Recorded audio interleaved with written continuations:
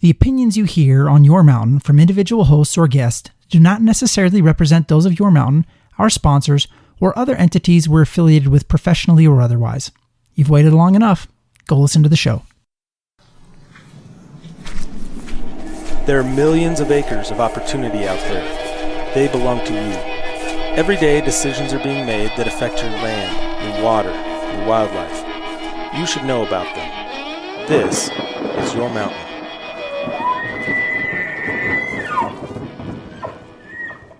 Well, hey, everybody, and welcome back for another episode of the Your Mountain podcast. Man, Nephi. I'm your host, Dave Wilms. Nephi Cole, who's doing his shtick of drinking soda or something before being introduced. It's delicious. Nephi. I got this soda in Tucson, Arizona, Dave. Can you believe that? That's where I got mine. Yeah, well. Yeah. Weird, huh? Makes sense.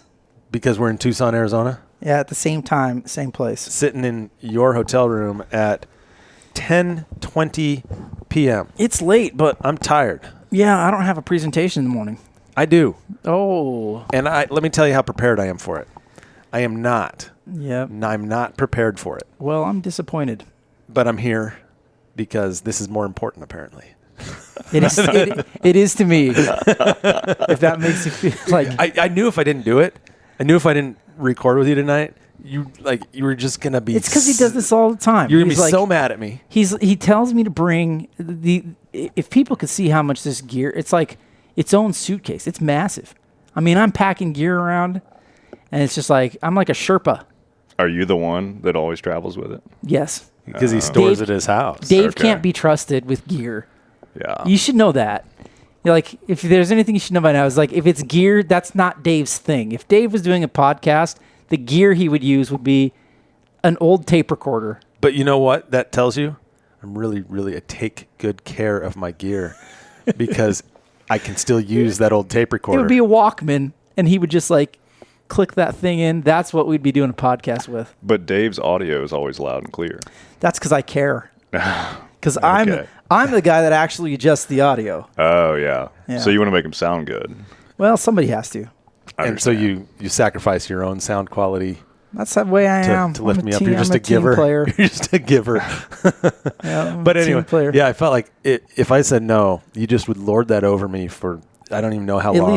You'd probably pout. Yeah, you'd pout. Then you wouldn't want to record. Then we wouldn't release anything for a while until you somehow you wouldn't have forgiven me, but you would have tried to move past it. That's what happened last time. You would have been all passive aggressive about it. Whenever we don't do a podcast for a while, it's always because I'm pouting, because I'm just so angry because Dave has wronged me somehow.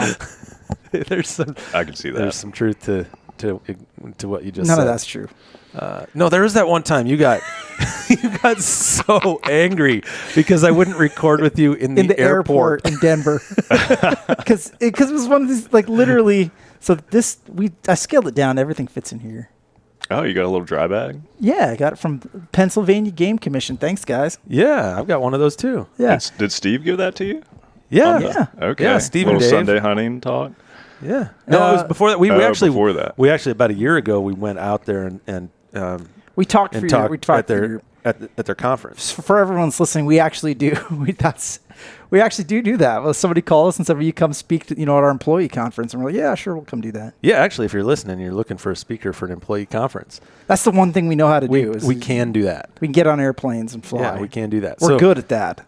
And we got these nice dry bags that apparently now Nephi uses to carry around the gear. Do y'all do it together? Do you co-present at these conferences? Yeah. Okay. As Your Mountain? Yeah. Oh. It's just like the podcast. Okay. Yeah. We can't do it as our real jobs because, Have you done any live podcasts? I feel like we did once. We did once didn't we do one live with the governor once? Oh, no, it was at the camouflage Camo at the Capitol event. Yeah, we did. Just with the governor. And we did have the governor on we did with the governor and director of Game and Fish. Who's now the director of the U.S. Fish and Wildlife Service. Oh, there you go. Yeah, so Yeah. people who come on our podcast become governor / or director of U.S. Fish and Wildlife Service. I don't want to say it's because of our podcast, but I'm not going to say it isn't. But your career's it's going to go up now. It's looking promising. Introduce yourself. We're here talking, and we haven't even introduced our guest. Yeah, so I'm Swanny Evans. It is now 1:24 a.m. Eastern time, which is the time that I'm on. So it's real late. Nephi talked me into this. I could feel Dave getting pulled into it. But I'm excited. Long-time listener, first-time caller, Yeah. I heard that you've listened to us a few times. Oh, absolutely. Just listen to the most recent one on the what was it, the roadless rule? Yeah, but by the time this is published, there's probably going to be a couple more out there. Oh, okay. There's a delay. There's a little delay, yeah. So, but you listened to the one on the roadless rule. I did. What did you think? It was fascinating. I mean, I learned a lot. I think there's a lot to be considered there. I don't deal in federal policy. We've got Andrew Schmidt on our team for that, but it was pretty fascinating. When you say our team. So maybe tell a little bit about where you are, what you do. Yeah, so I just started 3 months ago as the Director of Government Affairs with Pheasants Forever and Quail Forever. I'm still based out of Georgia, but I work all over the country, and I'm over the state side, so working with the state legislatures and the associated agency contacts of the natural resources agencies on anything upland habitat policy related, anything that's going to impact upland hunting. So we're ramping up on the state side. We've been really engaged on the federal side with Farm Bill and associated programs for a long time. And there's a lot of opportunity, as both of you know, when it comes to state policy. And our members are really hungry for it. So I'm super pumped to have you on that team. I mean, it's a great group of individuals, and I think you're going to bring a phenomenal viewpoint to that effort based on your career history and where you've come from. And I think it's a really good fit. And so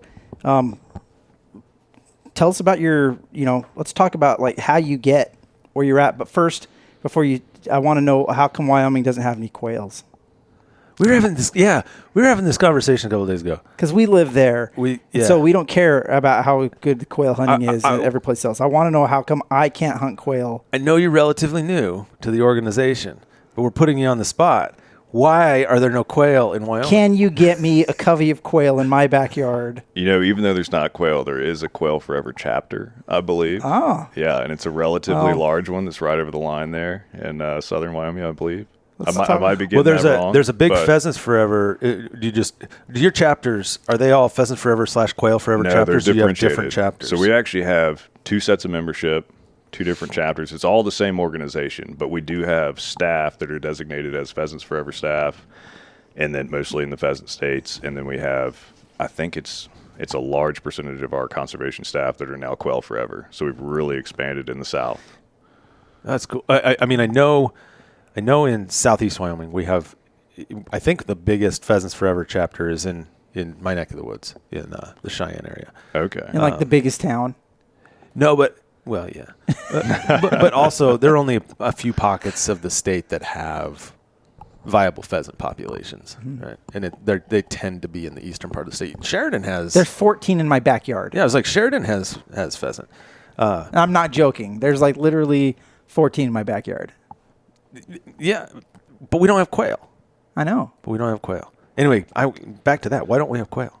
Oh, I don't know. Oh, okay. I'm brand new, Dave. Well, let's get this. Let's get this thing on the. So you're brand new, but we do habitat work in Wyoming. But we've got a state coordinator there. We do a lot of work on the ground. So you got to have been there long enough to tell us a little bit about Pheasants Forever, Quail Forever. Yeah. So let's see. Pheasants Forever started in 1982, and then Quail Forever came into the fold. I think it was in 2005, and we work on habitat, access, advocacy, all things that are going to impact upland habitats, upland hunting, and access for the constituents as well. So it's pretty interesting. I think we're over 600 staff now across the country. The majority of those are conservation staff on the ground that are doing work in the states. They're partnered with NRCS, with the state agencies, and helping private landowners put habitat on the ground. They're helping gain access to private lands. We've got a program called PATH that is, helping with that access. It's kind of like assisting with VPA, essentially, so voluntary public access. But it's pretty pretty cool. Are those staff mostly those on the ground conservation staff? Is that what you normally call it, the farm bill biologists, or is it bigger than that? You've got farm bill biologists, you've got habitat specialists, you've got prescribed fire coordinators on the ground. So anything that's going to have to do with putting a habitat on the ground, but then we also have outreach coordinators, people that are working on R3. So a pretty broad spectrum of staff. Yeah, you've really grown.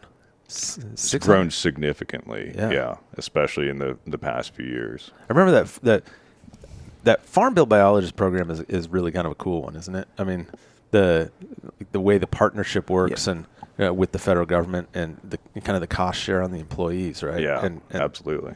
Like it's almost that true public-private partnership work to do conservation on the ground. Yeah, you look at like a lot of the states in the Southeast and many other states as well, but the majority of the property is private, right? So if you're going to have a large impact on habitat and wildlife in general, you're going to have to work with private land and private landowners. And then if you can also open access to that habitat for hunters, that's another plus, So that's why we key on all those different areas.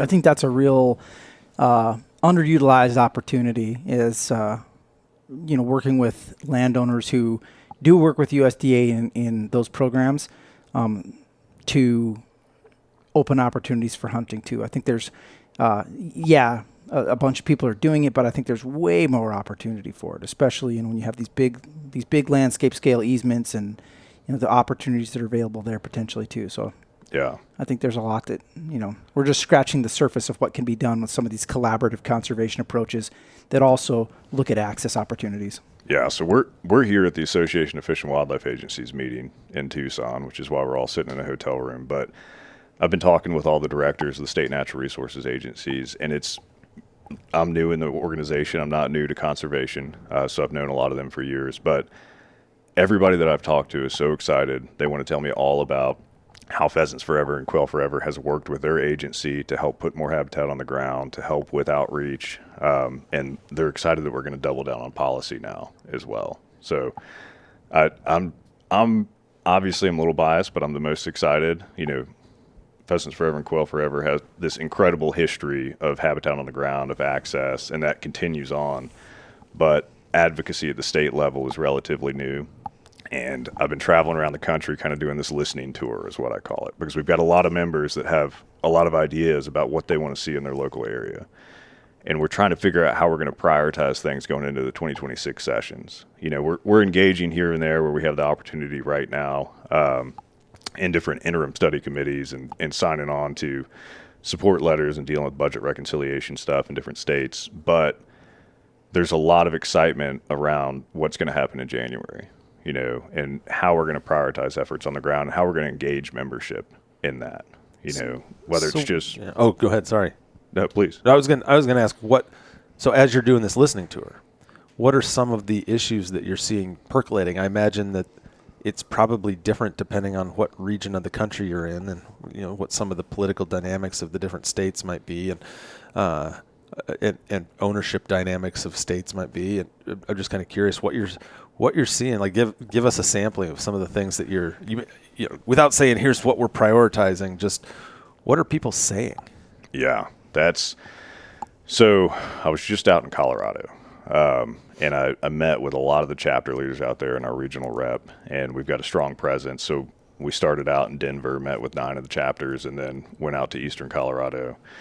But their biggest concern is the ballot initiatives and what's going to come up potentially with the changes to the commission. I mean, I know you're both familiar with that, and I'm getting more read in on it. But after Proposition 127, with the cat bill or the cat ballot that happened last year, there's a lot of concern on what's coming next this coming year. So that's an example of, kind of a unique situation in a state where there's a lot of heightened awareness among the members and excitement to engage, but also nervousness about what the potential is on the other side of the process. In the Midwest, we have a lot of dedicated conservation inquiries going on. So Kansas is going after one with Kansas for Conservation. In Wisconsin, we're looking at Knowles-Nelson reauthorizing that. All of these different methods to find dedicated conservation funding as we see more and more states look to budget cuts. Tennessee's another one. We just jumped onto a coalition there where we're looking at what is the possibility of dedicated conservation funding. They looked into a hunting and fishing license fee increase. That did not move forward. And so we're looking at alternatives because ultimately we do want support for the agency because that's what helps wildlife and put habitat on the ground and provide access to all the hunters. So you have a pretty strong history. I'm a big fan of you over there, and one of the reasons is because, we've known each other for a long time, and you were with, a huge role in hunters' education. You worked briefly with U.S. Fish and Wildlife Service, but when did you start? Where do you cut your teeth in, the natural resources space? Because this is one of the things I think is super cool. So I want you to kind of share. Swanny gets it. He's been at, a variety of different levels from the ground on up. So when you're talking to natural resource, professionals, you get it. So when did you start work? Where did you go to school? When did you start working in the space? So it all started in 1989, March 16th. Yeah. I was having lunch after Mr. Whitaker's biology class in junior high school. 1989. I wasn't in junior high yet. I think I was in 4th or 5th grade. Yeah. No, so I grew up hunting, shooting, camping, doing all that stuff. I came into it through what we would consider a very traditional pathway. My dad hunted, my uncles hunted. That's just what I was going to do. Where are you from? I'm from Atlanta, from the middle of Atlanta. Okay. So Really? It's pretty interesting. Yeah. Wow. Most of my family is from LaGrange, Georgia, which is southwest of Atlanta, kind of down toward Alabama.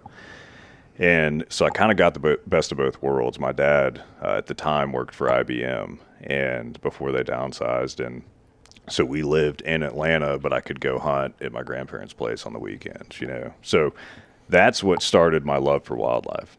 And you saw that it was very common for wildlife students to be hunters back in the day. But that's what kind of pushed me toward pursuing degrees in wildlife. So I ended up going to the University of Georgia, doing my undergraduate in wildlife biology. Got really involved I love to deer hunt. That was one of my, I did everything, but that was one of my passions. I got obsessed with bow hunting and everything else. And anyway, so got heavily involved in deer research in undergrad. And I started working on these deer capture projects. I was kind of bugging them, barking up the tree. They had a really good research program at UGA. And I kept asking them, I want to get involved in this. I want to get involved. And so I got a call from who's now one of my friends, David Osborne, the research coordinator, and he offered me a job. He was like, look, we're having problems catching deer on this project for the Department of Transportation. They were darting deer, putting collars on them, and tracking their movements across I-20. And he was like, do you want to come work for us? And I said, you're going to pay me to basically hunt deer? Yeah, I'm all in, I didn't even ask what it paid. So there I am in July, sitting in a deer stand, sweating like crazy. And but I loved every second of it. So I learned a lot about anesthetizing deer and the dart guns and the different equipment. And we wrapped up that project pretty quick. And I just, I was a hunter, so it came to me naturally, and I kept getting on other projects, and I started helping develop projects. Like we worked down on some of the larger properties, one owned by Joe Rogers that was the founder of Waffle House, and some other stuff, looking at different movement patterns of deer.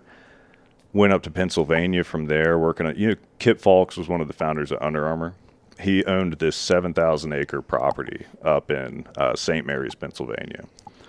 And I got to go spend the entire summer up there when I was an undergrad, getting paid to dart mature whitetails. It was a mature whitetail study. I stayed in this lodge on this 7,000 acre property with my friend Andy, who was the grad student on the project. And we had a blast, and we darted some incredible deer.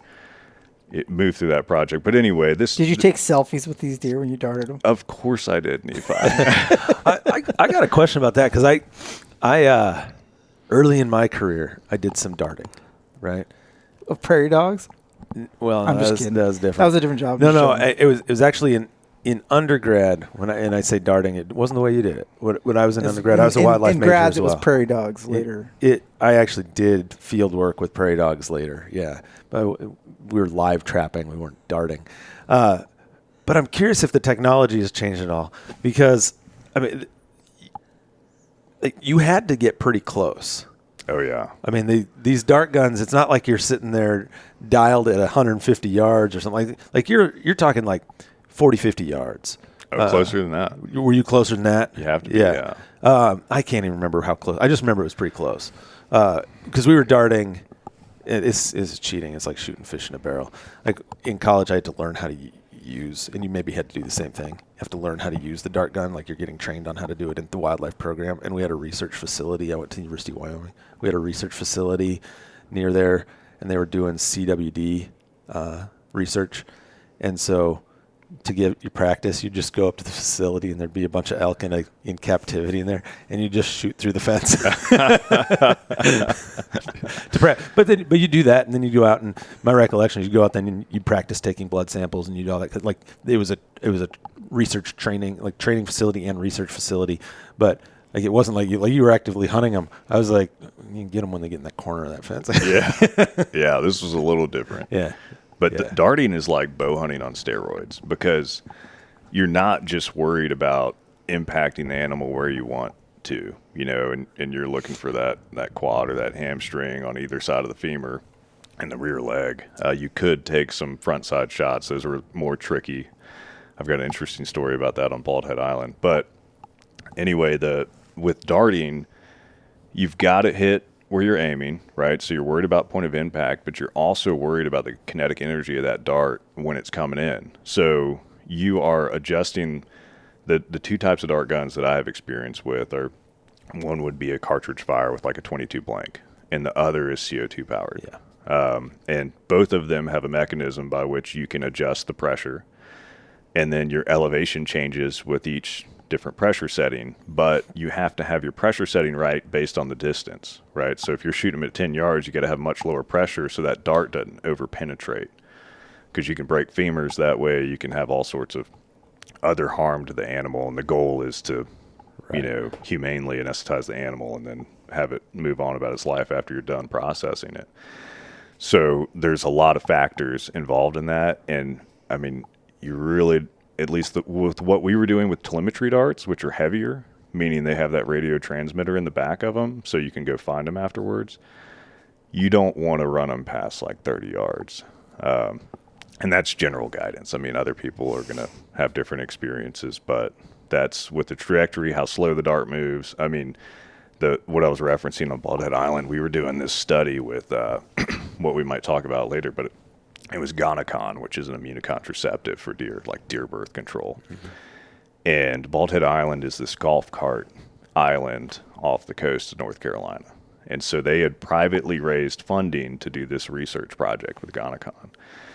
So we went out there, and I got a sea turtle intern that would drive me around all night in the golf cart, and I would opportunistically dart deer. And you're going in between these mansions by the beach. You're crawling through the dunes, It was wild. But I remember this one time, I always called it the front pocket shot. It was like right in between kind of the neck and the front shoulder when they were looking at you. You could sink one in there, and it was a good shot as long as the deer didn't move. Well, I mean, you both know, you've heard of like ducking the arrow, which is just them loading to turn and go. But this deer was looking at me. She was only 20 yards away, and I squeezed the trigger off, and by the time the dart gets there, she had dropped and turned completely around, and I hit her in the rear leg. I mean, it was wild how fast she moves. But darts are moving slow. Yeah. You can watch the dart. Oh, yeah. Like the whole path of travel. Like you can see that dart. It's it's slow. Absolutely. That's cool though. Yeah, it's oddly fun. And that was fun. Oh, it is. It's a blast. If there's any wildlife curious people or people that are going to school for natural resources, I highly recommend taking some sort of a tech job where you get to dart deer or elk or bears or whatever else. There's a lot of cool jobs like that it might not even be darting. It could be something else. I'm trying But to remember. you want to dart. That's what you want to do. Darting. Yeah. No, I agree. Like the stuff we did, like the live trapping was, like, it was all right. Yeah. What'd y'all use to trap? Sherman live traps. Okay. Yeah. I mean, we were just talking prairie dogs. Yeah. And doing, like the work I was doing was population assessments pre and post plague, pre-plague, and it became post-plague because we didn't know plague was going to happen. Yeah. So we were doing some population assessments for some landowners, and then the plague came through, and we were asked to come back a year or two later. I think it was 2 years later, and do another assessment on what did the plague do to those populations. So you got a cool study out of it by chance. Just by chance, we got a really cool study out of it. And the other thing about it, like I don't know if we've ever talked about this on here. Probably you and I have talked about this, Nephi. I can't remember, but. And I won't sidetrack. We'll get back to all you here in just a second. No, go ahead. But this was an area that was, at the time, it was in northeast Wyoming. It was an area that was identified as a place that could be suitable for black-footed ferret reintroduction. There are significant black-tailed prairie dog populations in this area. And that's, for those folks that don't know, black-footed ferrets, they're like 95% of their diet are prairie dogs. And so you have to have a ton of prairie dogs in order to have a viable population of black-footed ferrets. And so we were brought in for two reasons. At least that's what I was told. So we were brought in for two reasons. One was to do this population assessment because also at the time, these prairie dogs populations as black-tailed prairie dogs had been petitioned for listing under the Endangered Species Act. So there was a desire to know, okay, what's the population status? Where are they? And landowners were really interested in knowing where are they, right? And then there was this second piece of what's the population look like? And then the plague piece was like, how do they respond to plague? Like, would these ferrets actually, if you don't have a vaccination program, is there any point to putting ferrets in these places? Ferrets going to make it? Are they going to make it because they're going to have this huge plague event, right? So that was what I thought we were getting into. And I think that was the case with most. And I'm not going to name names, but there was at least one landowner in the area who was much, much older, couldn't get around as well, and used the data points. So we'd go out there and we'd and this was the early days of GPS. Like the plugger. You have You have this big green army GPS. Yeah, and you're carrying the bag. Oh yeah, the battery in your backpack awesome. And everything, and you're Y'all walking are old. Yeah, I know. And you're walking the perimeter, and to map this stuff out. And they wanted the map, these locations, because they have these huge sprawling ranches, right? And the reason they wanted it was because they want to figure out how to go out and poison them and get rid of all these prairie dogs so they don't have to worry about an ESA listing.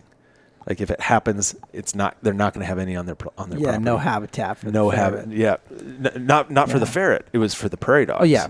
For the prairie dogs. Yeah. Anyway, but we used Sherman live traps and we did some mark recapture stuff, and then we did some actual sitting in blinds in the middle of these things and doing visual counting, and there were all this different methodology for population estimates based on that. Sorry about interrupting with laughing, but Dave told me this yesterday for the first time that he ate a prairie dog. And so that's why, as when he was talking about what black-footed ferrets eat, I chuckled because I was like, I don't know, Dave, what do they eat? So it's what's the weirdest thing you've eaten out there in the field?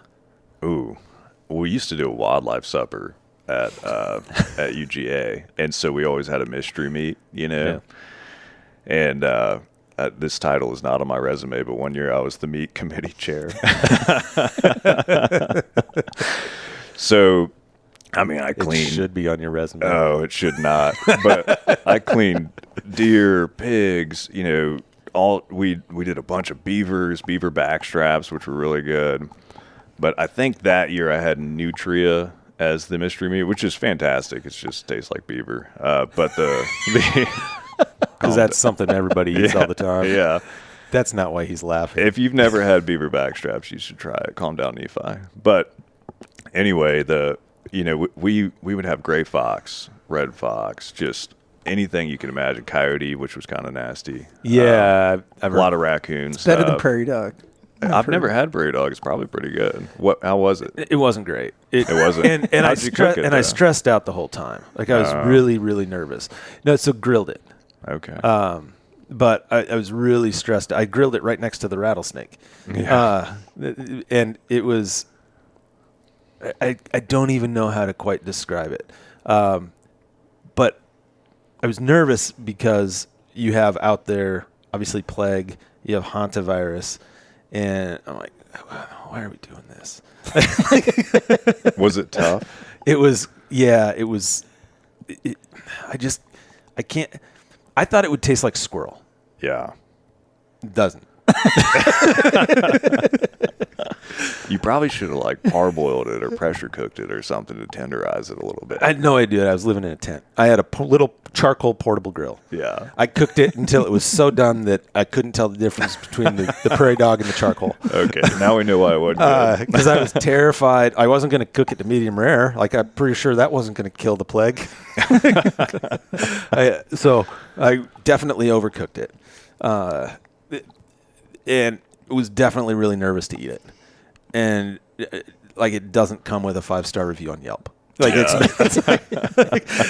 all I can. I don't even really have anything to compare it to taste wise, flavor wise. Partially because I did such a terrible job preparing it, but partially because I think even if I'd done an okay job preparing it, it would taste like a dumpster fire. Prairie. That's a tough place to start with a prairie dog. I feel like there's got to be a good way to cook it. I don't know. I mean, Nephi, I'd be happy to go out and get you one. Yeah. And so if I come to I Wyoming, can load you up a truckload of them. Are you going to eat them with me? No. He told me that yesterday. He's like, I would never, ever, ever put a prairie dog in my mouth. What's the weirdest thing you've eaten, Nephi? Yeah. I don't know. Like, I was trying to think about Steak? Yeah, like an overcooked steak. Yeah. Yeah. Steak well done. Yeah. Like a beef steak well done. I was like, wow, that's Nothing weird. worse. Nothing worse. No, I lived in Brazil for a couple of years, and I ate a lot of just random meat there, but none of it was bad. What'd you do in Brazil? I was a missionary. Oh, cool. So I was in the state of Sao Paulo, and it's just like super cool, neat experience. And then, but yeah, we used to go to these restaurants, for leadership meetings. I was, the team I was with, like once a month, and we'd go to these places with the leadership called a churrascaria. And now they have them, like if you go to Rodizio Grill, like those are Texas de Brazil, those are supposed to like replicate a Brazilian churrascaria. But if you go to a real one, they cook like 40 different kinds of meat on big skewers, and they just keep cooking this meat, and they bring it by, and so you're getting weird pieces of just weird bird, and and you're getting snake, and you're getting capivara, and you're getting beef, like really great cuts of beef too, and like just chickens and just everything. Like it's like Noah's Ark on a plate. I've got a segue using food. We're getting, because I know something. Nephi's told me something about your background, and I want to get to it. Or maybe it was something that we discussed that happened at this conference, and I want to use this as here's what I want to tell you. So we all, Jim Heffelfinger. Yeah. Yeah, Jim's an awesome guy. He's been on this podcast a couple of times, right? He's an Instagram celebrity. Right? Oh, yeah, and I didn't know that. He's an recently. influencer, right? Yeah. We were talking with him yesterday about this food. Like, what's one thing you wanted to eat? And he had said, and there are probably a few things. Were you part of this, Nephi? This conversation? Yeah, I was. So he's like, I've always been interested in eating, trying horse meat. Like, really wanted to try horse meat.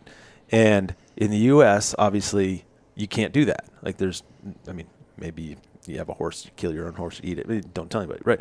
But you can't go out and kill wild horses and whatever. It's generally frowned upon. It's frowned upon, right? So he travels to Mexico frequently, and in Mexico you can eat horse meat. And so he went there, and he was talking to a friend of his, I think in the Mexico City area, and he was saying, they're like, what do you want to have? He's like, I'd really, really like to try horse meat. And the guy said, well, have you ever eaten tacos at a taco stand here in Mexico City? He said, well, yeah. He said, check that box. But yeah. I think that gets to there We're you going to go. wait and talk was about my that later. But segue. yeah, we were talking. Okay, like, we can talk about it later. But no, it was in this conference. We were talking about like one of the things like what's the coolest thing you've seen at the conference. And we were all in a. That's what made me think about it is because we were talking about some of the work that you've done with deer, and we were in this big meeting and they were talking about wild horses and the challenge with wild horses, and they're trying to, and the population levels, they're over objective, basically everywhere, and it's really challenging because lethal control it's really not an option. Under the current management paradigms and how it works, and different writers from Congress on the original bill and things like that. And so they're trying to sterilize them. And so you had a very interesting question, which was because of your work with deer, they're trying to sterilize them. And it's, what was the question you asked? Oh, I asked a few questions. I don't know if I got a good answer, but so this was the wild horse and burro working group, right, that we were in. And I'm particularly interested in it because the listening tour that we were talking about, and Dave, you were asking about what the priorities are. Yeah. And we have not engaged on this issue yet, but our members in the Southwest are very interested in us taking a hard look and engaging in this problem. And habitat. Yeah. Right? Well, because upland bird habitat is affected by horse numbers. Yeah, and so are, I think it's sage grouse issues, some lucking behavior that can be impacted by horses, and the habitat is the biggest component, obviously. So we've got more and more data to support this recently, and we're taking a look at it. We actually have our PhDs looking at the research right now, so we can figure out what kind of a position we want to take on it. So I'm not ready to speak on that yet, but the issue is pretty complex, and they were talking about the trials that they're doing with Gonacon that we mentioned earlier. So Gonacon is an immunocontraceptive, a birth control of sorts, and this one in particular, it was developed by the National Wildlife Research Center out of Fort Collins, so not too far down there into Colorado from y'all.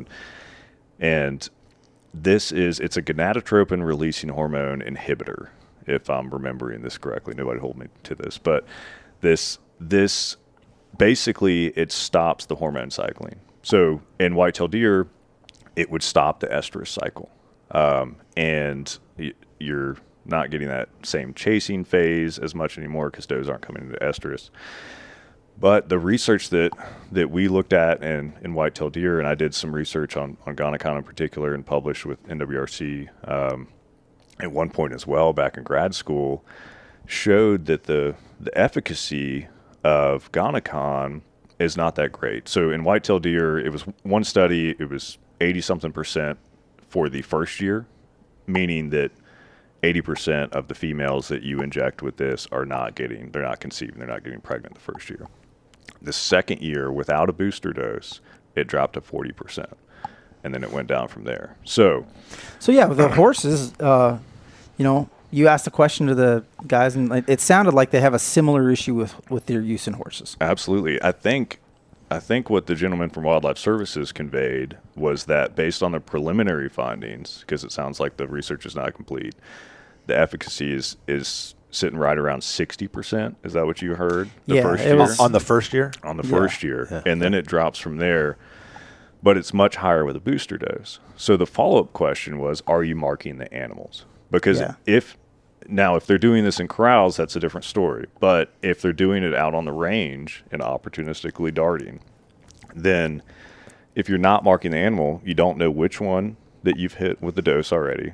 You're going to waste a lot of effort going back and just repeatedly darting potentially the same animals, different animals, trying to figure that out. So you're not sure how many you've given the booster to, how many have had the first injection, unless you have some way to identify the animal. So in deer, at least originally, and this has changed now, Gonacon was only approved for hand injection. So you had to capture the deer, slap ear tags on it, and then inject it. And that way you knew which one had gotten the first dose. So it does sound like the efficacy goes way down on the wild horse front. And then we're not sure of how costly it is either, because they haven't run the analysis on that. The vaccine itself I believe was $50 a dose. Yep. But the expense comes in the person hours, the labor. Yep. Because you're using college student and an intern who are, darting deer, right? But now we're talking about horses. You're talking about a much bigger animal. You're talking about a much more difficult, it's just a different type of Absolutely commitment to an animal that size. Yeah, and it's we ran some data with deer on looking at the hours required to get that darting opportunity. It's different, right? So I'm not as familiar with the horse side of the equation, but it's significant. And so when we were looking at whitetail deer in particular, the most effective pathway by far to reduce deer populations was sharpshooting. And then, hunting is an excellent management tool. If you have good access where all the property owners are on board in these urban areas, then it can be great at reducing deer populations and especially managing them once they're to a good level. From there, if we were going to handle the deer anyway, surgical sterilization made a lot more sense because it's one and done, and so they're not going to be able to conceive again after that. But then with Gonacon, it's once again a management tool where there's a lot of effort going in year in and year out. Yeah, so the service talked about, some machines that they're trying to implement or looking at potentially implementing, and this is crazy, with facial recognition, like to have an auto darting thing like out there in the field that is, basically a darting robot. It's just going to like figure out your horse and take care of it. Well, so what I find interesting about what you described, the difference between horses and whitetail deer. With whitetail deer, you mentioned the two most effective things of just basically, I don't remember. Did you say aerial gunning or hunting? Sharpshooting. Sharpshooting, or hunting. You can't do either one of those things with horses, right? So you're like the toolbox that you have to manage populations is a lot. I think that's one of the lot smaller, which is why the most effective tool right now for horses has been rounding them up and taking them off the landscape and putting them in holding pens, and then spending millions and millions of dollars, tens of millions of dollars, feeding them for 25 years until they die in those holding pens. And we're not asking you to weigh in on the policy, but it is interesting. There's a bill in front of Congress right now. It's a bipartisan bill with sponsors that even prohibits the use of the tools that the BLM's right now using to do those roundups by eliminating the use of, aerial resources like helicopters and planes to have anything to do with it. Because, again, and the reason is right, is because you get, an animal runs through a fence, something bad happens, then people take pictures of it. Suddenly it becomes a cause. And that's one of the real challenges with wild horses is like, I was talking with somebody and they said, well, here's the issue. If you look at everybody's got a daughter-in-law or a niece or or a son or something. Everybody loves horses. That's true. Everybody loves horses. I love horses. Now the challenge is like you've got, how do you reconcile that with an understanding for people that don't understand that, like there's only so much grass, and once the grass is gone, the horses starve and the elk starve, and the birds are gone, and like all these things that play into that. To say it's a challenging issue is an understatement because we passed the Wild Horse and Burro Act to quote unquote take care of a problem, but we created a new problem. We had no idea of what the scope was going to be. That's what I think. Yeah, I'm not going to weigh in on the policy of it all. But I will say you can go to Nevada and there are rangelands in Nevada that you can talk to I won't name names, but former directors of the State Wildlife Agency in Nevada and folks that really know their stuff that say, like, there are places that have been so degraded by horses that even if you took all the horses off, those areas may not recover in our lifetimes, right? Like it's been so impacted by horses, and they don't have natural predators, right? And they're very limited management tools. And so if that is a priority area for Pheasants Forever going forward, if you're contemplating like how do you get engaged in that, like, one, God bless you, and two, like I'd love to put heads together on that with you. Right? It is. I'm not going to say the singular because it's not the singular. There's lots of complicating factors in the West, but the horse populations in a few of the states and certainly in certain parts of the states are having really profound impacts on other wildlife out there. So interested that not surprised, interested that's rising to the top of the list in some places, and I'll be really interested to hear how you all decide ultimately to engage in that issue, because I think you all could have a pretty big impact in that space. It's an interesting one.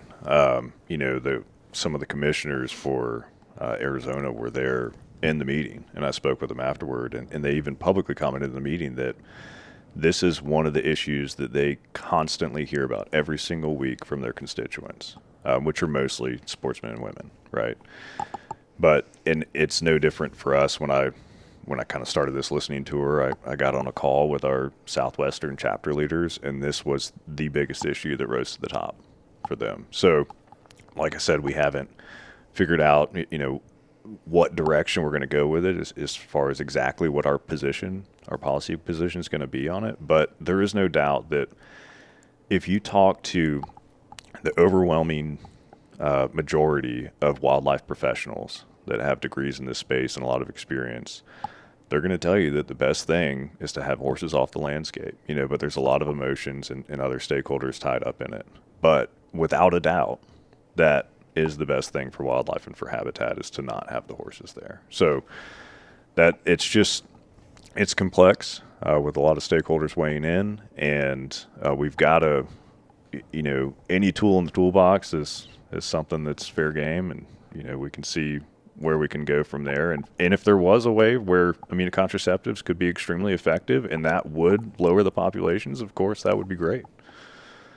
Yeah. So, well, like I said, but you look at the position statements. So I've been doing a bunch of review of position statements from AFWA did a resolution on the horses a while back. The Wildlife Society does a good job about doing position statements by committee. I've been involved in some of those, not the horse one, but some other ones. And they've got a position statement, and both of those organizations have recognized that adoption and immunocontracceptives currently are not going to be enough to solve the problem. That's stated. It'll be interesting to see, what new ideas come up as people face those realities. And I know that you and we're going to continue to track and look at, okay, well, what are the things that people come up with? Because even the people, like, regardless of where you sit on, different management objectives and opportunities, I think that, even the folks who sincerely love horses are going to say, like, they want quality habitat too, because they want quality of life for those horses that are there. And so if you are going to have them on the landscape, there's a desire, like, nobody wants to go out on the landscape and see, horses that are, like some of the wildlife that are, horses that are starving to death, or horses that don't have water and things like that. And so, I think that'll be an interesting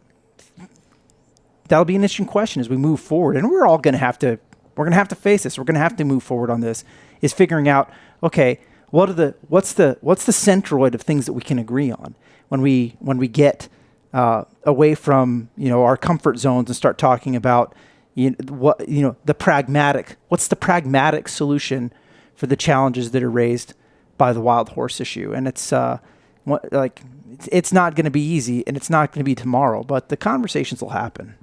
It has to be more than conversations too, because you're a scientist by trade, right? And you're a scientist by trade. Like, actually, all three of us might be by trade. That's kind of a cool thing. We might be. Might be, right? And when you think about science, right, like the first thing that comes to my mind is the scientific method. And part of the scientific method is you're establishing effectively tests, right? Like it's trial and error sometimes to figure out what works, sometimes what doesn't work. And you have to be able to try the stuff, right? You can't just, you can't just like you're trying to. It's not about using the tools that are in the existing toolbox. It's about going to Lowe's and buying more tools to fill that toolbox. Like, what are the tools we don't know we need yet? And like that's the beauty of science. And sometimes you got to let it work. And I think in the wild horse debate, sometimes we've closed off a lot of options. You know, it's funny. I was talking with the team from Utah today, from their department that was here, and we were talking about a different issue, but we were talking about the commission there and rules. And I was, advocating for why in some situations, as a guy who works a lot with legislators, I prefer to work with legislators than commissions sometimes because like I get finality, right? Like you can pass a law and for a certain time things are going to stay that way.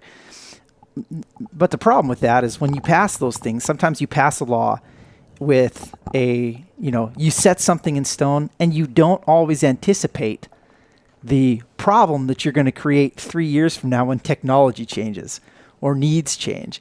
And specifically, I was visiting about, it was an issue with, it might sound silly, but it was an issue with, optics and whether or not you could have a lighted reticle or a barometric pressure sensor or something like that in an optic. And that kind of the challenge with that. And when they passed the initial rule on that, in the state of Utah, things looked one way. And then 10 years later or whatever, things looked different because you didn't anticipate the new things and the challenges that would come. And the law that you passed, you kind of froze your solution in time. And, that's what makes something like this so challenging is because, a lot of times our solutions, they have been frozen in time. And with the scientific, like when we deal with science, like we're trying to find new things. We're trying to find new ways. And if you freeze your solution in time like that by, again, you stamped it with a law, that it makes it really difficult to get out from underneath that. And it is a compelling argument for why in the natural resources space, in the wildlife space, like you want to have commissions that can be nimble. You want to be able to change rules, spin on a dime when you need it.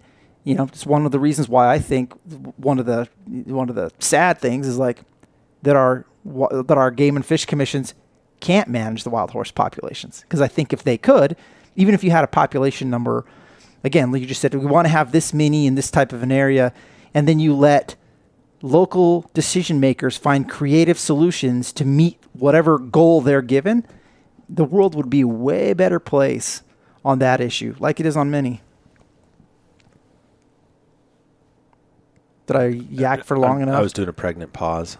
I was letting that soak in. I think we should clarify that when we say horses, we're also talking about burros, just, since we're sitting in Arizona. Especially since you're in Arizona. Yeah. You were just talking about meeting with your members or chapters in Arizona. I watched... I imagine the burros are a bigger issue here than the horses. I watched an Instagram video today where a lady had a pet burro, and I really want one now. Yeah. You can adopt them. Yep. I think I'm in. You can get one.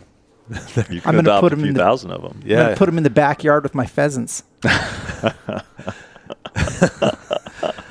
So I want to know. Okay, so you're from Georgia. Yep.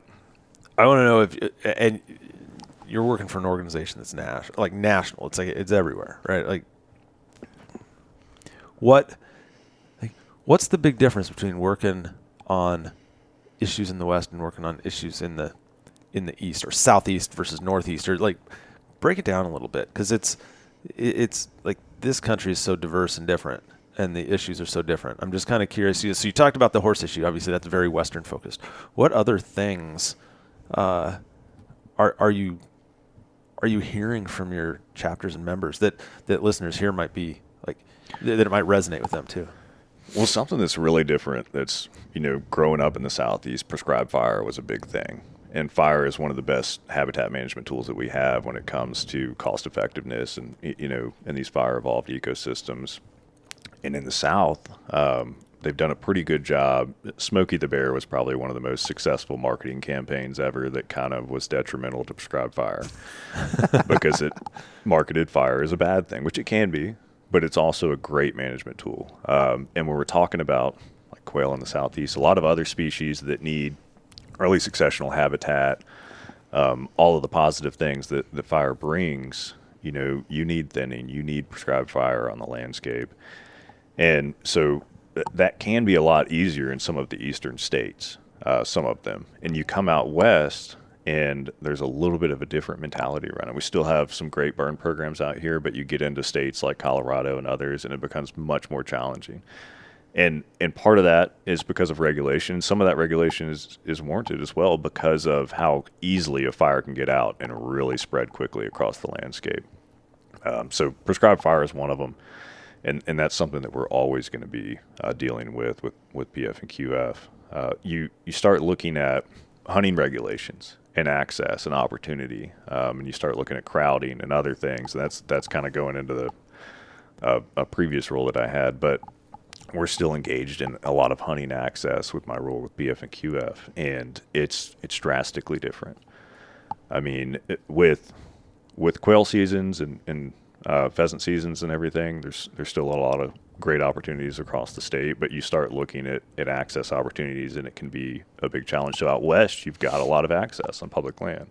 Back in Georgia, we're over 90% private. In Texas, you're what is it, 96% private? So access becomes something that you have to tackle a little bit differently depending on the state. A lot of states, there's a huge need for voluntary public access, the USDA program and our PATH program that we do. Whereas in states with large chunks of public that are readily accessible, it's not as big of a deal. Another thing that was very dominant in the East and is starting to change was Sunday hunting. I mean, y'all talked to Steve about that, right? Yeah. You told me y'all did have him on. Is that Yeah, we did. already? Yeah, Steve Smith at the Pennsylvania Game Commission. Yeah, so that's one we engaged our members on up there in Pennsylvania. That's obviously not something we're dealing with out west. And it's the remnants of the blue laws over there, and they're getting chipped away at one by one.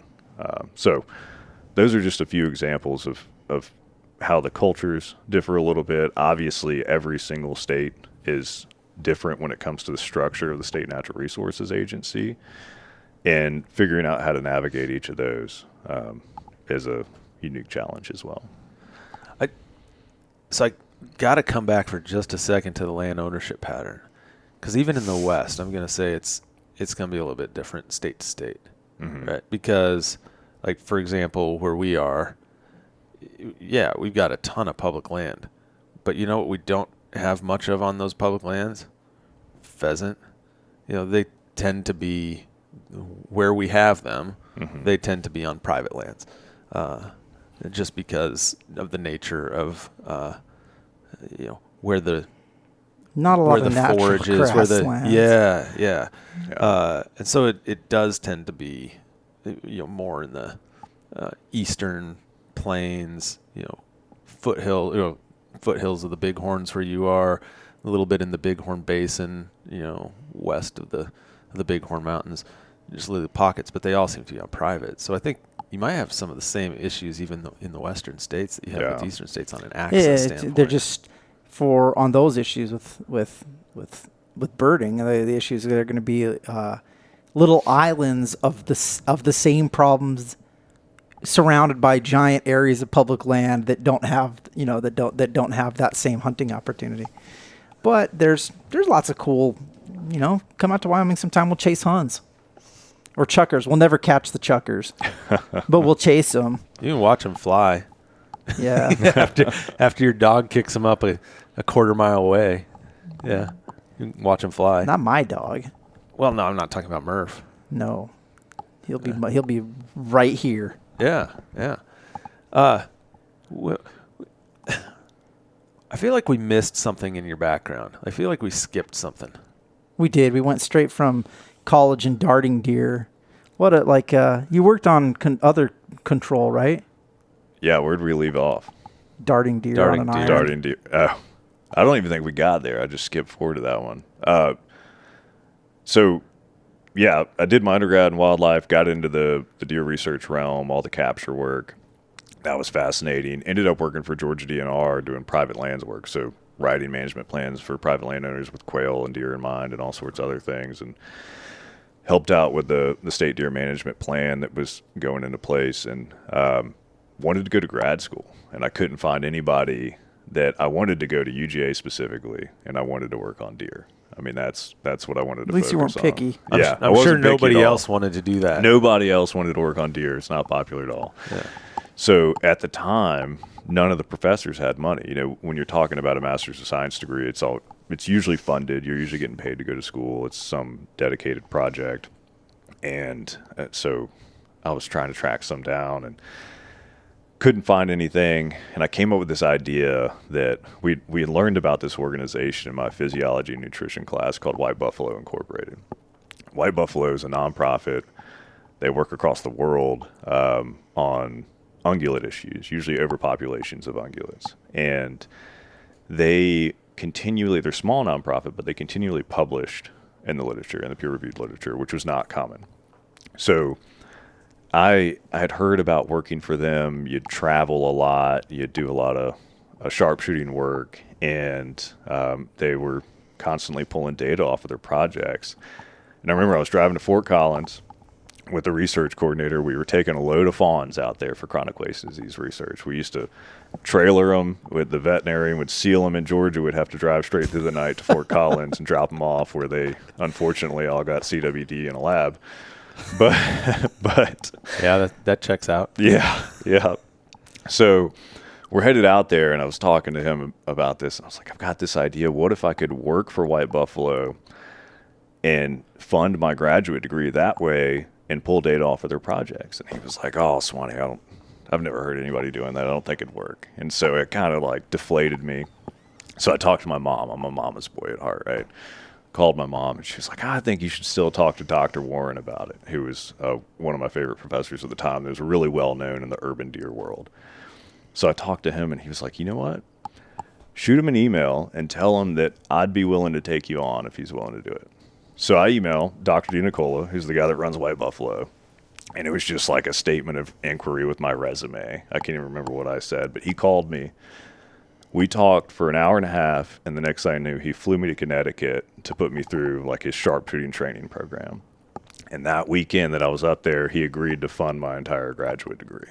So it was kind of cool, but that set me on this wild course of wildlife damage management work. With him, I worked up and down the East Coast. I think I worked in 8 different states, and then we did some stuff over in Guam on the Air Force Base on the north end, and the Navy magazine on the south end. But dealing with, we did sharpshooting work right outside of D.C. in the Fairfax County parks. We did immunocontraceptive research. We did surgical sterilization research. I was literally on the NIH campus in Bethesda, Maryland, and we're darting deer in between all the medical buildings and flipping them to our veterinarian, doing ovaryectomies, taking the ovaries out, scrubbed in on surgeries. I mean, it was a wild time. So that was, there's a lot of stories out of that one, but That's like the funniest college story I've ever heard. When people are like, college was a wild time. I was like, this is not the same. a different wild. Yeah. Yeah. But it was, and I'm not, people always think I'm exaggerating, but we worked 100 to 120 hour weeks when we were in the field most of the time. I mean, I would lose 15 pounds every field season. I'm not a big guy. I didn't have a lot to lose, it's not, but it was fascinating. It was mentally challenging. It was physically challenging. And I learned so much. Tony's a really, Tony DiNicola, Dr. DiNicola is a really sharp guy. And it was pretty cool to work for him and get that whole experience. But so did all of that. And I was coming to the tail end of my master's I had started an LLC during that time to work on some other projects. I was contracting with one of the military bases in Georgia, doing some deer work with them. And I had this job opportunity pop up. I could either go in that direction and go with the damage management full time, which I really enjoyed, but you're gone like 6 months out of the year. You're not coming home during that time period. And the sustainability was in question there. But it was also interesting because the reason I got into wildlife is because I like to hunt. And that job, I couldn't tell anybody I was a hunter. I couldn't have social media. It was very controversial. We were working with everybody from the Humane Society of the United States all the way to hunter groups, and everybody hated us at some point. Hunters hated us because, you only killed the biggest bucks. Well, yeah. Because there's less bucks because of you guys. Yeah, because they thought we were taking opportunity from them. And then the animal rights people hated us because we were also sharpshooting deer on this side of the equation, so it was pretty fascinating. But this job popped up that was called an R3 coordinator. Have y'all done any podcasts about R3 before? Oh, yeah. Yeah. Okay. Yeah. So it's basically to ensure the future of hunting and shooting sports. But say the three things. Yeah, recruitment, retention, reactivation. Yeah. And I didn't know what R3 was because nobody knew what R3 was at this time. This was the first one in the country under the direction of the National Hunting and Shooting Sports Action Plan. And Georgia hired this position on. It was funded by 5 organizations.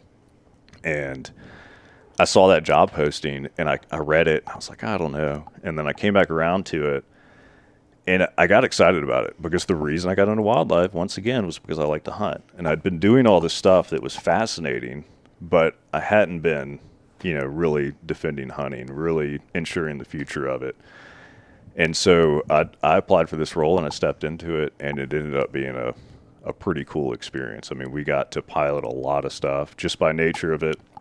Being a new position, I got to work nationwide a lot because everybody was interested in what we were doing. So we did everything from like field to fork type programs, taking people that were at the farmer's market and they were interested in sourcing their own protein. A lot of vegetarians, vegans, engineers, professors, all sorts of walks of life. And we taught them how to deer hunt. And we started with crossbows, because we thought that would be more palatable initially to certain audiences. And that program really took off. That one landed on the front page of the Wall Street Journal, which was kind of crazy. Yeah. I was right there below the fold. Trump was up here, and I was down here. It was great. But anyway, we did a bunch of stuff like that. We did started a college program that's still in existence today at a bunch of different colleges throughout the Southeast. And there's interns that get paid to teach students how to hunt. I mean, that's at UGA, there's an endowment that we funded. So there will always be an intern that's a student intern that's paid to run learn to hunt programs for other students, which is really cool. And that's in perpetuity. But anyway, came through the R3 pathway, stepped into a role with the Council to Advance Hunting and Shooting Sports. And I think that's where we hooked up for the first time, Nephi.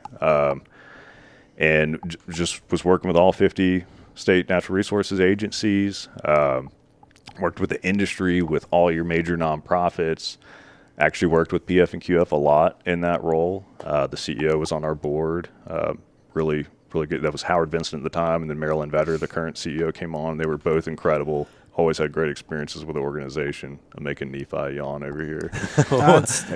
It's late, man. Yeah. So that fed into a role with the U.S. Fish and Wildlife Service.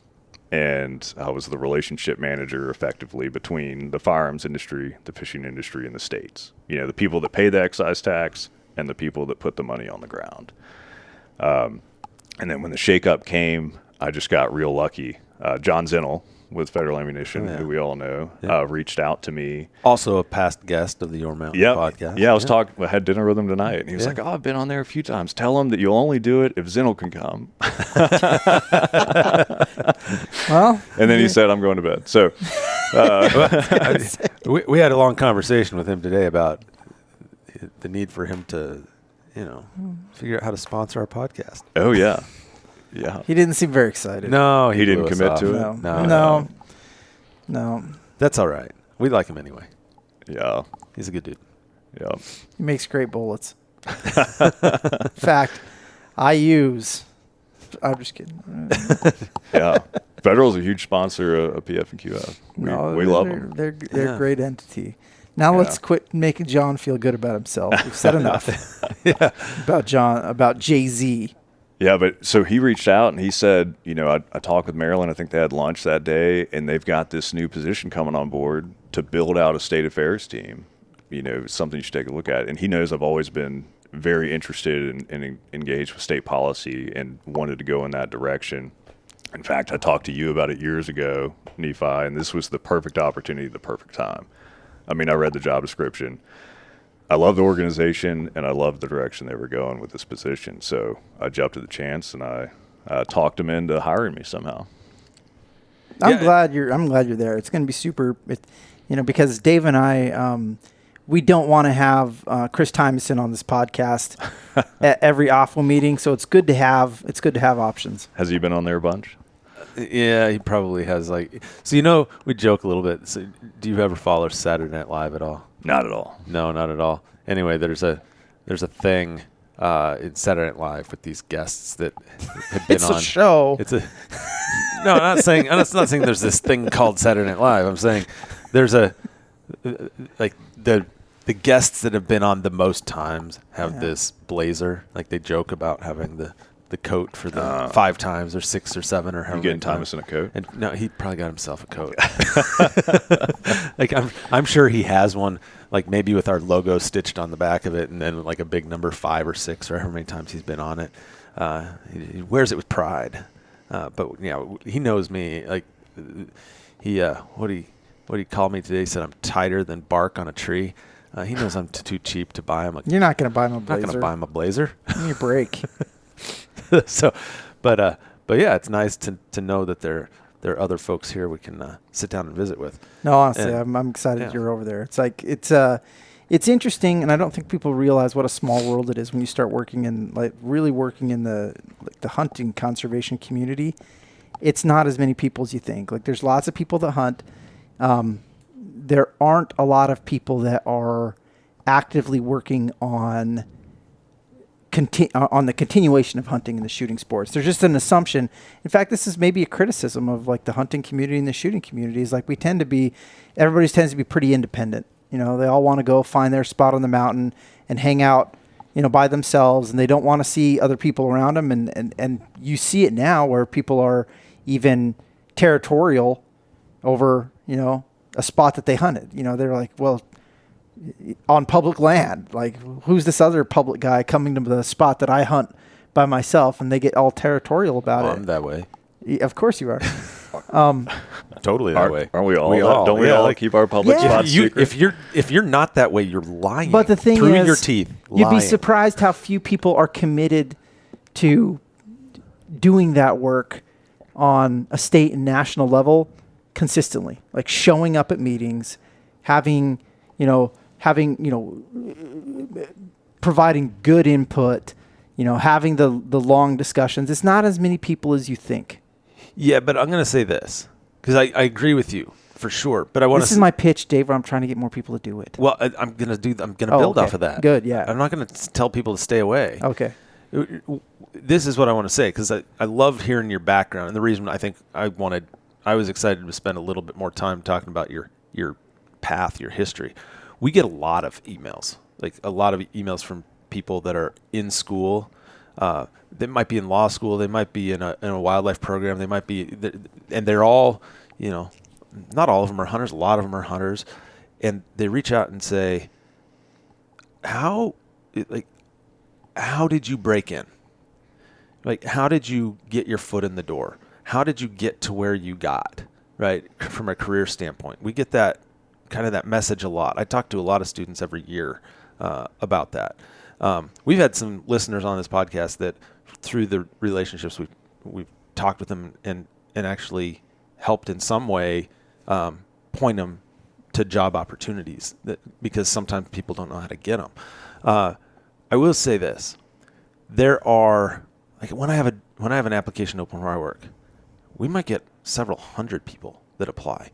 I think there are a lot of people out there that are really passionate and really interested and really want to do this work and maybe don't know quite how to break into the field. Like, and part of being able to break in is like, I listened to your story. I'm like, man, you kind of charted your own path, right?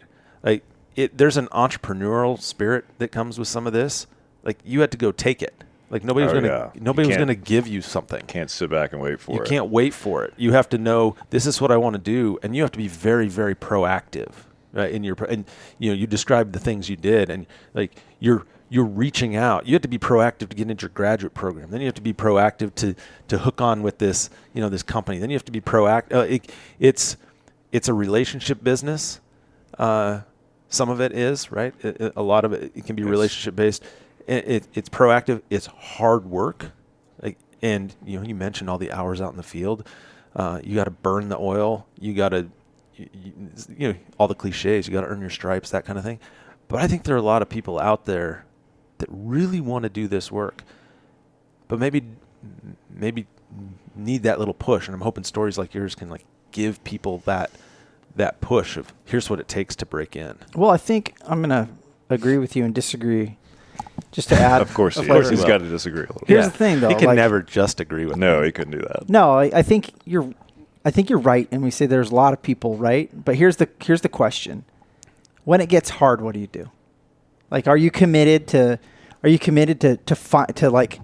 making the extra phone call, walking the extra mile, showing the grit? Because I think it's easy. When you think a job is cool, that's what right? I just said. Yeah, well, I don't know if you did. It sounds like you're agreeing with him. I don't know. I don't want to. Isn't that what I said? It's pretty late much at verbatim.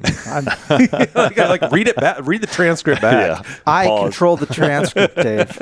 You're going to edit mine out and just and you'll talk about it. Well, no, sorry to interrupt. Go ahead. No, I'm done. He's done regurgitating what you said. So we're not going to have this podcast won't go up for 4 weeks now because I'm angry. So Warnell is the School of Forestry and Natural Resources at UGA, and I'm still involved over there, and I mentor some of the students occasionally, and every once in a while I go back and help out with one of the hunts that I was talking about. But what I always tell students over there and other young professionals that I run into is, it sounds, everybody will say this to you in the natural resources field, but if you want to get in, start with volunteering. If you show up, that's half the battle right there. When I was talking about harassing people trying to get involved in deer research, and of course professionally harassing, not actually harassing, but every volunteer opportunity I showed up, and I was usually the only one that showed up. They would tell the whole class, hey, there's an opportunity to go anesthetize these deer at the deer pens and cut off the antlers for the year. And I'm there. And I'm the only one that shows up. So and other people that showed up and followed that similar model, they also got, somewhere pretty interesting. So I think just consistency is huge, and really getting after it. But the other piece of the puzzle is also, you mentioned it, relationships. And this is the natural resources community, and then the kind of the hunting community as well. It's like the world's smallest town. Everybody knows each other, and so you can use that to your advantage, but it can also hurt you. So that's what I always tell students is, hey, be careful what you say, and you never know where anybody's going to be at any point in time. People are going to climb through the ranks. So build those relationships, make a good impression, and just try to network as much as possible and show up and show that you're willing to work hard, and that's what usually gets people places. So it's exciting though, but you were talking about, as you were regurgitating what Dave said, you were talking about doubling down on that. Yeah. You're talking about what do you do when it gets tough, and that I think that's how we get some really good, passionate people in this field. It's because the people that do stick around when it gets tough are the ones that kind of get in to those higher level roles. I think that's right. This is, as we've been talking, and we're sitting here, it's like 11:40. We probably have to wrap this up pretty soon. I was counting. I think this is my 16th consecutive Association of Fish and Wildlife Agencies meeting. Wow. And I go back and I think back to the first one. Now they give your first-time member, there's a badge on there saying first time, right? Oh. And people will actively reach out to you and bring you into the community. When I started, I walked into this place, I didn't know a soul. I didn't know a single person. Walked in the door and trying to navigate my way and meet people. And it's that consistency. It's that showing up every year. It's that continuing to build relationships. And it's really hard to get him out of the bar now to do a podcast. To tell you the truth, he just spends so much time just down there with his bros. Well, that's where the business happens, right? In the hallway. In the hallway. Yeah. All those places, right? Yeah. But I just reflect back on it. This is one of my and we do this at the North American Wildlife Management Conference. We do this here. There are a handful of events like this that bring the broader wildlife community together in pretty good numbers. I think there are over 600 people in attendance here. Yeah. Between state, federal, NGO, tribal partners, like all. You've got some industry partners. Partners as well, and it's one of the coolest things because it's you come out feeling motivated and encouraged because you see so many passionate professionals, that care about the same things you do. You realize you're kind of in it together. There's this, it's almost like a fraternity of sorts, like where you're all kind of looking out for each other and striving to the same goal. So, and at the same time, it's hard. You go to all these meetings because this isn't your typical type of conference. This is a working conference, right? These are business meetings, right? You go into these things and you're hearing challenge after challenge after challenge after challenge. You're like, oh man, we got our work cut out for us. You have to take too many notes at this conference. It really is. It's a study. Yeah, there's a lot. So, yeah, I don't know how many years you guys have been coming to this. Actually, I think I have a pretty good idea, Nephi, how many years you've been coming, because didn't I talk you into coming to these in the first place? I don't remember. I think it did. I think it was. We've always been, my team has been. Yeah. Okay. Well, but okay. Fair enough. I thought I was trying to encourage you.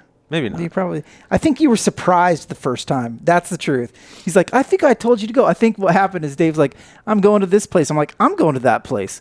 What are you going to that place for? I'm going for this. And then Dave's like, you are? He was shocked. He was not like. I think it's awesome. I love the fact that. We should do a podcast there too, but that's, yeah. So how many have you been to? I don't know. That's a good question. I mean, I've been to every AFWA meeting for the past it's been 6 years or something. Yeah. Probably. And maybe some sprinkled before that. And then you have the regional associations. Uh-huh. Yeah. So for people listening that don't know, you've got the Southeastern Association of Fish and Wildlife, and then that's replicated with the North, the Midwest, and the West. Yeah. And I was just thinking about the kind of getting ahead, networking. Somebody asked me one time, how did you get to know all these people? And this was years ago. And you were talking about the thing on the badge that you're new and people would welcome you in. Well, I would just walk up and talk to people. It's really nerve-wracking when you're a new professional. You did that to me. I did that to you. Yeah. I probably did that to Nephi. This is going to sound crazy, but so John Gassett was the director of Kentucky years ago, and I walked up and talked to him, met him through somebody else, and then I always knew he knew where the director's hospitality suite was for the state agency directors at the regional associations. Yeah. So I would just follow him and find out where the hotel room was where the directors were hanging out that evening, and I would go in and act like I was supposed to be there and talk to all the directors, And so you can kind of, just once again to your point, you gotta pursue it a little bit. Yeah, it doesn't come to you. Yeah, right. It doesn't come to you. You gotta go take it. Yeah, absolutely. Well, let me ask you one last question because it's late and we gotta go to bed. Oh yeah, it is really late for you when you think of the time zone you're coming from. I know you've listened to some of these, so you probably know the question we want to ask, but maybe not. Maybe you lied to us and told us you'd listen, but you really haven't listened. So I don't know if I've made it all the way through one. Now there it is. Kidding. Yeah. See, now the truth comes out. You get late at night, a little truth serum comes out. Yeah. No, we started this over 7 years ago. We've been doing this for a while, and like when we first started, we had this pattern. Every other episode, we'd bring a guest on. We've broken away from that pattern a little bit. We have no friends. We can only have Chris back so many times. No, but we always like to. This whole podcast has been about the decisions that are being made. It's really heavy policy focus, right, and law focus, and the decisions that are being made at the state, and local, and federal levels that have impacts on the places that we love to go and recreate, hunt and fish and do the other things. All along this idea was, if you're a hunter and angler, you're more than just going out and hunting for the weekend or hunting for a week. Like, you need to understand why things happen, and you need to be engaged in some of these big issues that we talk about. Right? And so that was one of the ideas, is to provide these deep dives. And so when we have people on, these places are so, people have these places that just mean so much to them. They might be the motivator that gets them out there, like getting involved, right? Like it might be that thing that causes them to take that next step to go reach out to somebody. So we always ask people, what's your mountain? Like, what's that place for you? So that's what I want to ask you. Like, what's your mountain? Do you want a geographic location? We've had every kind of story under the sun. They've been geographical. It can be metaphoric. It can be metaphoric, spiritual, like all sorts of things that people have. Sometimes it's like it's this exact spot, and then like the place where we killed the biggest deer ever, and then they usually send us their GPS coordinates after and tell us the process for getting licenses in their respective state and offer to take us out. If you want to do that, that's okay. Drop some on X-Pens. Yeah, and so if that's a thing you want to do, we're open to that, But sometimes people... If you're selfish, you can just, make it about you. Yeah, so whatever you want. What's your mountain? So my mountain is somewhere in the southern Appalachians. And the one that I'm thinking about in particular, like we talked about before, living in Georgia, it's mostly private. And I love hunting public land. I love national forests in particular because you kind of have the run of the place. It's usually following state regulation. You can do pretty much whatever you want from there. You can camp in the middle of it. You can go in as far as you want. Libertarian paradise. Yeah. To some degree, because it is government property. Yeah, fair enough. But so anyway, what I'm thinking about right now is my friend and I, a couple years ago, went into this stretch, and I'm always looking on the map and trying to identify places where there's no trails. And I love just going in there. And one of the ways that I explore for other seasons is grouse hunting. And it's just a good way to get off trail, hike with a gun, and a lot of times we don't even take a dog. But this particular day, we identified this place somewhere in the southern Appalachians. And we went up there, and the reason it was special to me is I had my grandfather's old side-by-side Stevens 311 16 gauge. It's an old double trigger side-by-side. This was the gun that sat beside my grandparents' door at their house. It was the kitchen door gun. Mm-hmm. And it was always the one that my grandfather would be like, go shoot that, armadillos or blackbirds or whatever it was, depredation, of course. And so I had a lot of sentimental value in this gun. And when he passed away, that was, I always say it's still his gun, but it lives in my safe now. But that's the gun that I took with me. And I had never killed a grouse in Georgia. Part of the reason is because we're not cutting enough trees and putting enough fire on the landscape, and so we don't have a lot of early successional habitat. But we start working up this ridge, and I was in front. We're off trail, and we're getting pretty high in the elevation for Georgia anyway. And it's getting pretty thick, and the ridge is narrowing. And we haven't seen any grouse at all. And I'm coming up, and I thought I heard something. And, I kind of got ready, and I slid the safety off, and I took another step, and this grouse just scared the crap out of me, really, right in front of me. And it was going through the trees, and I swung, shot, and somehow hit it. My friend Ben was like, oh, my God, you actually hit it. And that was my first grouse in Georgia, but it was with my grandfather's gun, which was really special. And it was on that piece of public that's in one of my favorite regions up there. So I would say that that's my mountain. And my mountain has a lot to do with kind of the family history and the connection there and the time with friends outside. It sounds like a general answer, but that's really what it's all about, is spending time in nature and connecting with those people that you care about. See, knocked it out of the park. Knocked it out of the park. Great story. Yeah. Appreciate you sharing it. And appreciate you staying up real late and joining us here. Yeah, thanks for having me. Yeah. I was excited. Nephi and I've talked about this a couple times before.